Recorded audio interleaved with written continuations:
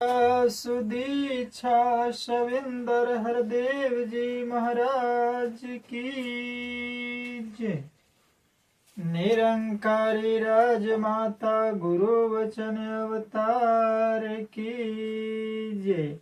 सात संगत जी, प्यार व सत्कार सके न जी, धन निरंकार जी।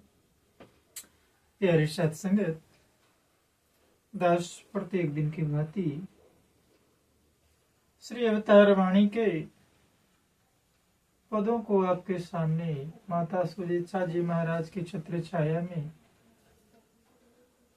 रखता है। सदगुरु माता जी कृपा करो, पद संख्या 67 पेज नंबर 33 में दर्श दिखता है।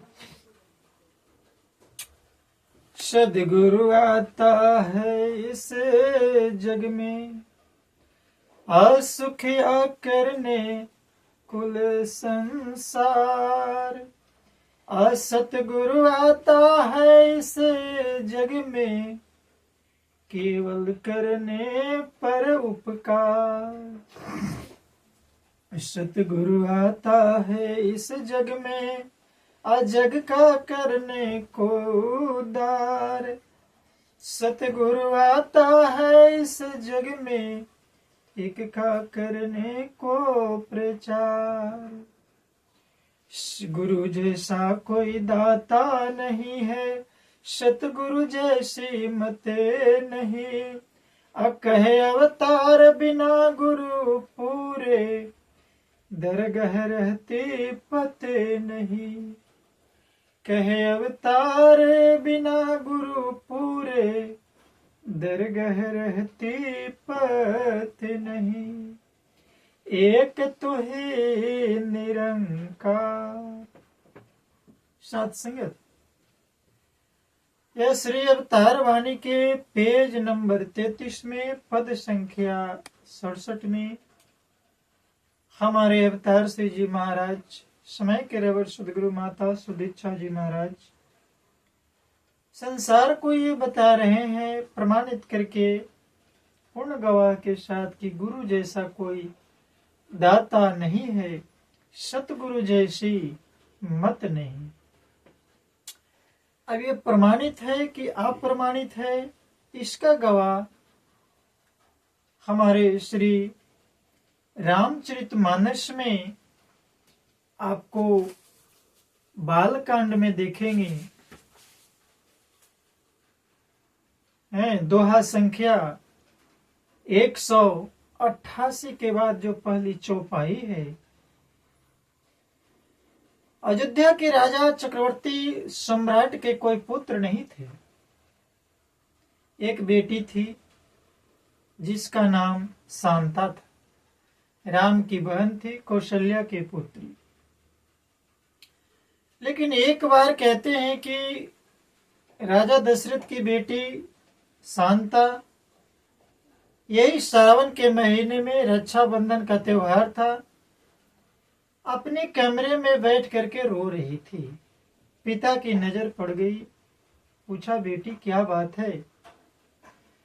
चक्रवर्ती सम्राट हूं, राजा दशरथ हूं, जो 10 दिशाओं में मेरा रथ चलता है, 10 इंद्रियां वश में है, उनकी बेटी रोएगी, ये बर्दाश्त नहीं। कहते हैं कि राजा दशरथ की बेटी शांता अपने पिता से कहती है कि पिताजी, आज रक्षाबंधन है, पूरे अयोध्या के सभी बहन अपने अपने भाई की कलाई पर राखी बांध रही है, मेरा कोई भाई नहीं है। यदि आज भी मेरा कोई छोटा भाई होता तो हम ही अयोध्या के सखियों के साथ उसे तिलक लगाती, मिठाई खिलाती, उसके कलाई पर राखी बांधती, नाचती गाती और खुशी मनाती। लेकिन मेरा कोई छोटा भाई है नहीं। बस कहते हैं कि इसी बात को श्री राजा दशरथ के हृदय में बहुत गहरी चोट पहुंचाई। राजा एकदम सदमे में आ गए और उन्हें बड़ा दुख हुआ कि आज मेरी बेटी भाई के लिए रो रहा है, मेरा कोई पुत्र नहीं है। अहोभाग्य है कि मैं त्रिलोक में इंद्र के समान राजा हूं। शायद संगत उन्हें बहुत सदमा लगा और वहीं पर गोस्वामी तुलसीदास जी महाराज लिखते हैं, एक बार भूपति मन माहे, एक बार भूपति मन माहे, अब है गलानी से वो भर गए। काहे? भय गलानी मोरे सुते नाहे। सुत कहते हैं बेटा को, यानी मेरा पुत्र नहीं है। बहुत ग्लानि हुई बेटी को रोते हुए देख करके। तो स्वामी जी आगे लिख रहे हैं, गुरु गृह गयऊ तुरत मही पाला,